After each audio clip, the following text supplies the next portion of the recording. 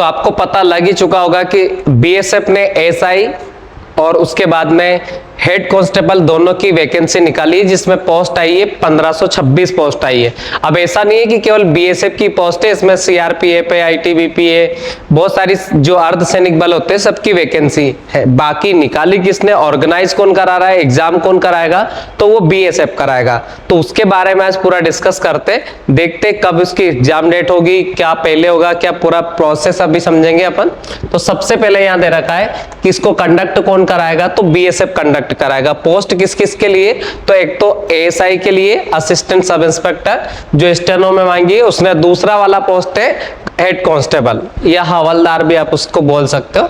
तो अगर हम बात करें कि इसमें पोस्ट कब, मतलब इसकी एग्जाम डेट कब है, तो देखो इसका जो फॉर्म भराने की तारीख है, अप्लाई करने की तारीख है, वो 9 जून से लेकर आपके 8 जुलाई तक चलने वाली है। तो इसके जो फॉर्म भराएंगे 9 जून से लेकर 8 जुलाई तक इसके फॉर्म भर सकते हैं, ऑनलाइन ही फॉर्म भराएंगे। उसके बाद में अगला यह दे रखा है कि जो बीएसएफ है ये एग्जाम कंडक्ट कराने वाला है, किस किस पोस्ट के लिए एग्जाम कंडक्ट कराएगा, तो यह स्पष्ट दे रखा है कि ये असिस्टेंट सब इंस्पेक्टर, स्टेनोग्राफर और कॉम्बिटेंट स्टेनोग्राफर के लिए कंडक्ट कराएगा, और head constable ministerial combatant ministerial and in CAPF, CAPF मतलब होता है सेंट्रल आर्म पुलिस फोर्स, इसके लिए भी ये वारंट ऑफिसर और उसके बाद में हवलदार, इसके लिए ये एग्जाम कंडक्ट कराने वाला है। अब अगर हम बात करें कि इसमें क्या क्या पूछा जाएगा, तो सबसे पहले अगर देखें कि इसमें रिक्रूटमेंट प्रोसेस क्या रहने वाली है, तो रिक्रूटमेंट प्रोसेस की अगर हम बात करें तो इसमें फिजिकल स्टैंडर्ड होगा और फिजिकल एफिशिएंसी टेस्ट होगा, कंप्यूटर बेस्ड टेस्ट होने वाला है, स्किल टेस्ट होगा, फिर डॉक्यूमेंट वेरिफिकेशन होगा, फिर मेडिकल एग्जामिनेशन होगा और उसके बाद होगा ज्वाइनिंग। अब अगर हम बात करें कि यहाँ सबसे पहले अगर अपन देखें कि इसके एप्लीकेशन फॉर्म कैसे बनाएंगे, तो मैंने आपको शुरू में बता रखा है कि एप्लीकेशन जब इसके फॉर्म भरोगे, आप अप्लाई करोगे तो वो ऑनलाइन करना होगा। उसके लिए आपको वेबसाइट दे रखी है, candidate can apply one post only through BSF recruitment portal, और ये उसका यूआरएल दे रखा है। तो ये इसकी वेबसाइट है, यहाँ से आप सीधे अप्लाई कर सकते हैं, या फिर बस इतना आपको याद रखना है। फिर दे रखा है computer based test will be conduct Hindi and English, मतलब जो इसका सीबीटी होने वाला है, जो ऑनलाइन एग्जाम होगा, वो हिंदी या इंग्लिश दोनों लैंग्वेजेस में पॉसिबल है। उसके बाद में दे रखा है कि सबसे पहले क्या होगा, तो पहले आपका फिजिकल होगा और फिर होगा रिटन टेस्ट। अगर आप फिजिकल में क्वालिफाई होते हैं तो फिर आपका रिटन टेस्ट होगा। उसके बाद में वैकेंसीज के बारे में क्या है, तो वैकेंसीज की अगर हम बात करें तो पूरे इंडिया वाले लोग इसमें फॉर्म भर सकते हैं। और उसके बाद में अगर हम बात करें कि इसमें पोस्ट किस किस कौन सी 2 पोस्ट है, तो उसका पे स्केल यहाँ दे रखा है। तो असिस्टेंट सब इंस्पेक्टर के लिए जो इसका पे स्केल है 29,200 से लेकर 92,300 रुपए तक इसका है, और हेड कांस्टेबल और या हवलदार के लिए इसका जो पोस्ट है, मतलब जो पे स्केल है, तो ये 25,500 रुपए से 81,100 रुपए तक है। अब यहाँ दे रखा है कि अगर हम बात करें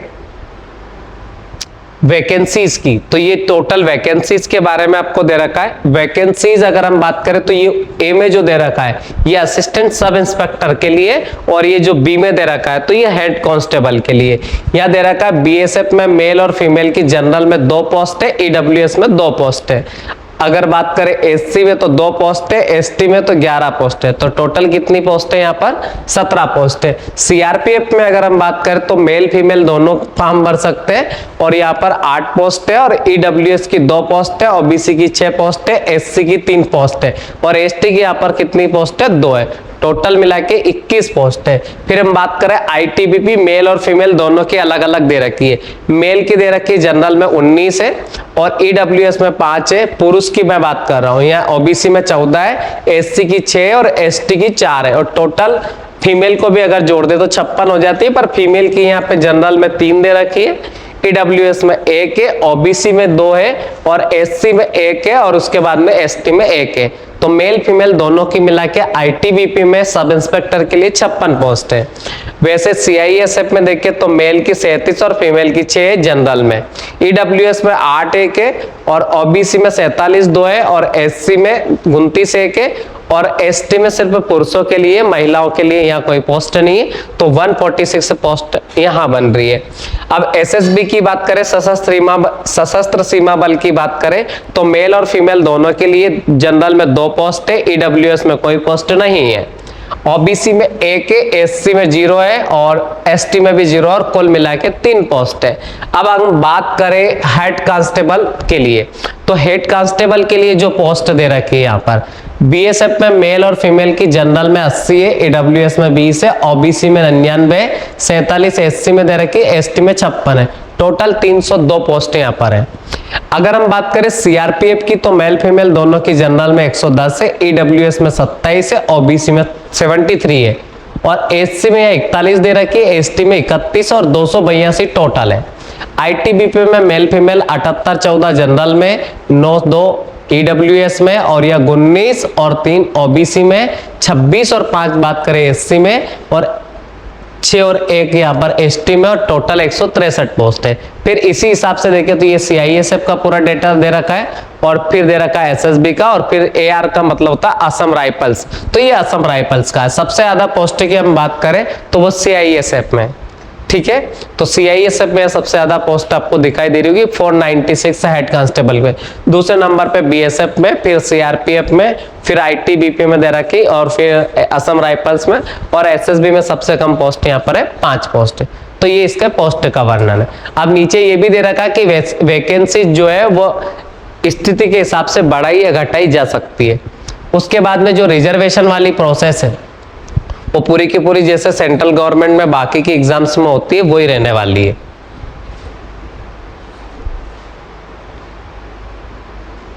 एज लिमिट पे अपन बात करते हैं क्योंकि एज लिमिट बहुत इंपॉर्टेंट होता है, तो एज लिमिट में अपन देखें तो एज लिमिट में उन्होंने स्पष्ट दे रखा है कि 18 से 25 के बीच में एज होनी चाहिए।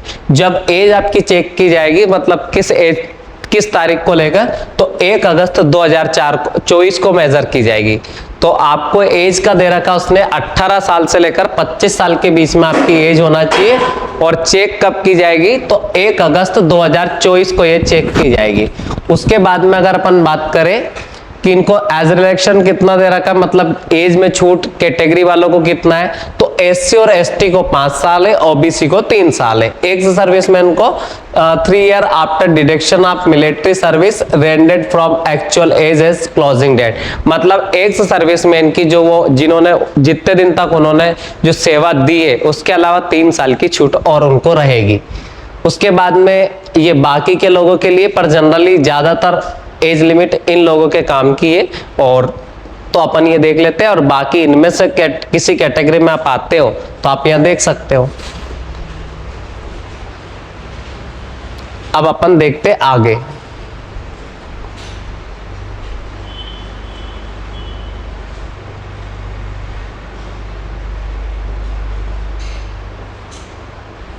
हाँ, अब आते एसेंशियल एजुकेशन क्वालिफिकेशन पर, मतलब क्या योग्यता मांगी गई है कांस्टेबल और एएसआई दोनों के लिए अपन देख लेते हैं। तो यह दे रखा है candidate must have pass intermediate या senior secondary school certification 10+2 examination from a recognised board और यूनिवर्सिटी, मतलब आपसे सिर्फ 12th मांगा गया है, ठीक है। The candidate who has not acquired the essential education qualification as on the stipulated date will not be eligible and need not to apply. या दे रखा है कि भैया अगर आपके पास ये एजुकेशन क्वालिफिकेशन नहीं है तो आप फॉर्म ना भरें। उसके बाद में अपन चलते आगे, तो आपको बस एजुकेशन क्वालिफिकेशन में 12th पास मांगा है, बस इतना याद रखना है।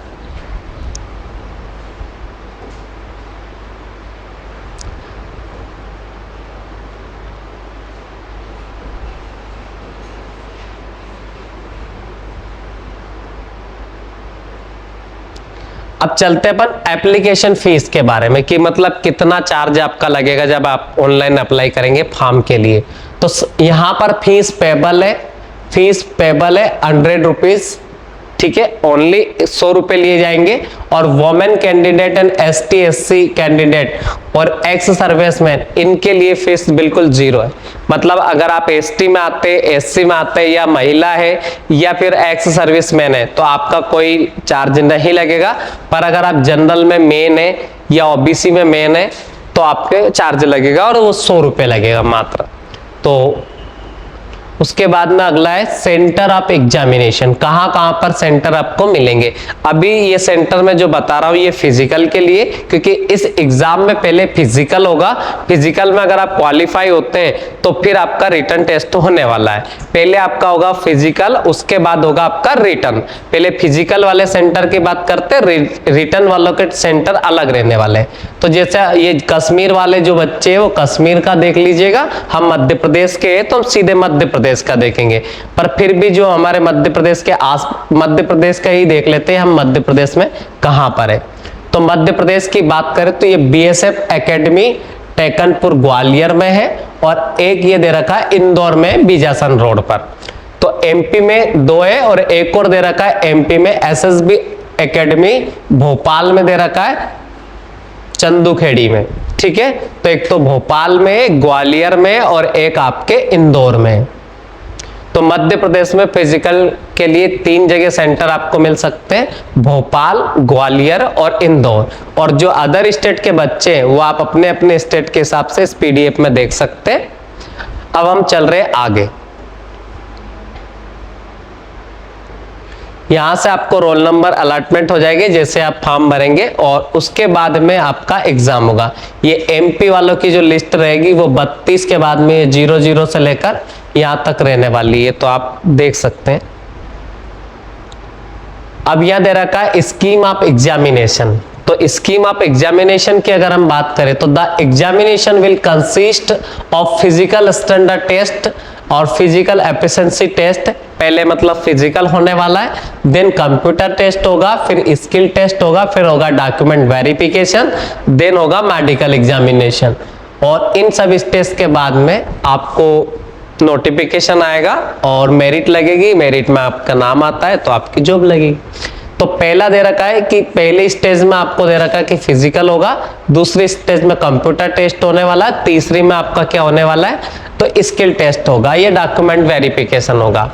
अब अपन बात करते इसमें फिजिकल स्टैंडर्ड टेस्ट में क्या होने वाला है। अगर हम बात करें male candidate except those listed, मतलब जो सेकंड और थर्ड पैरा में उनको मैं बता दूंगा, पर अभी देखो मेल की 165 सेंटीमीटर हाइट है, और चेस्ट की बात करें तो अनएक्सपेंडेड में 77 सेंटीमीटर है और 82 सेंटीमीटर है फुलाने पर। तो बिना फुलाए चेस्ट मांगा गया या 77 सेंटीमीटर, और फुलाने पर चेस्ट को मांगा गया 82। अब ये कैंडिडेट है जो इनसे यहाँ इस एरिया से आते हैं, तो इनकी जो हाइट है 162.5 सेंटीमीटर मांगी गई है, और चेस्ट इनका सेम ही रहेगा। ठीक है, तीसरे नंबर पे ये जो दे रखा है all male candidate belong to schedule tribe. जो शेड्यूल ट्राइब बात है मतलब जो बच्चे एसटी में, उनकी हाइट भी 162.5 ही मांगी है, और चेस्ट इनका कम मांगा है 76, और फुलाने पर इनका 80। और फीमेल कैंडिडेट का जो मांगा है, जो इस पैरा के अंतर्गत नहीं आती 5 और 6 में, तो फीमेल कैंडिडेट का 155 सेंटीमीटर हाइट मांगी गई है, और चेस्ट में दोनों नहीं मांगे गए। अब फीमेल कैंडिडेट जो इन एरिया से आती है, तो इन एरिया में इनकी जो हाइट मांगी गई है 150 सेंटीमीटर।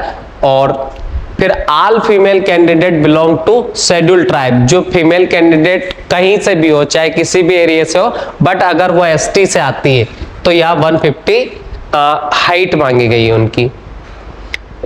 ये वेट का दे रखा है कि इसका वेट इतना होना चाहिए। और अब देखो फिजिकल एफिशिएंसी टेस्ट की अगर हम बात करें तो यहां पर पुरुषों के लिए मतलब मेल कैंडिडेट को 1.6 किलोमीटर रनिंग होगी 6 मिनट के अंदर। अगर फीमेल कैंडिडेट की बात करें तो 800 मीटर की रनिंग होगी 4 मिनट 45 सेकंड के अंदर। तो मेल कैंडिडेट के लिए 1.6 किलोमीटर 6 मिनट के अंदर, और फीमेल कैंडिडेट के लिए 800 मीटर रनिंग होगी 4 मिनट 45 सेकंड के अंदर।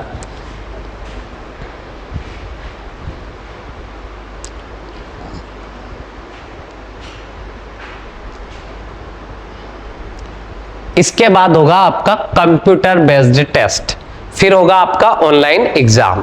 अब ऑनलाइन एग्जाम में क्या क्या पूछा जाएगा ये मैं आपको बताता हूं। तो इसमें 5 सब्जेक्ट पूछे जाएंगे। हिंदी और इंग्लिश ऑप्शनल है, या तो आप हिंदी ले सकते हैं या फिर इसमें इंग्लिश ले सकते हैं। तो इसमें 20 क्वेश्चन 20 नंबर के पूछे जाएंगे। और उसके बाद है जनरल इंटेलिजेंस। जनरल इंटेलिजेंस की बात करें तो इसे रीजनिंग कहते हैं। अब रीजनिंग में 20 क्वेश्चन आएंगे, 20 नंबर होगा। न्यूमेरिकल मैथमेटिक्स मतलब मैथ्स की बात करें तो 20 क्वेश्चन होगा, 20 का मैथ्स होगा। या क्लरिकल एप्टीट्यूड हो जाएगा रीजनिंग। रीजनिंग में रहेंगे अल्फाबेट टेस्ट के क्वेश्चन। कंप्यूटर नॉलेज की अगर हम बात करें तो 20 क्वेश्चन और 20 नंबर के होंगे। ठीक है, तो ये क्लरिकल एप्टीट्यूड हो जाएगा और न्यूमेरिकल एप्टीट्यूड होगा। दोनों में कोई खास अंतर नहीं देने वाला है, बस इतना याद रखना कि 20-20 रहने वाला है। तो कंप्यूटर नॉलेज की अगर हम बात करें तो यहाँ 20 क्वेश्चन हो जाएंगे, 20 तो मतलब 100 क्वेश्चन रहने वाले और 100 क्वेश्चन और 100 नंबर। टाइमिंग रहने वाला है यहाँ पर आपको 100 मिनट ही टाइमिंग रहने वाला है। और जो क्वेश्चन पेपर आएगा वो हिंदी में भी आ सकता है, इंग्लिश में भी आ सकता है, बट जो इंग्लिश आएगी वो जरूर इंग्लिश में ही आएगी।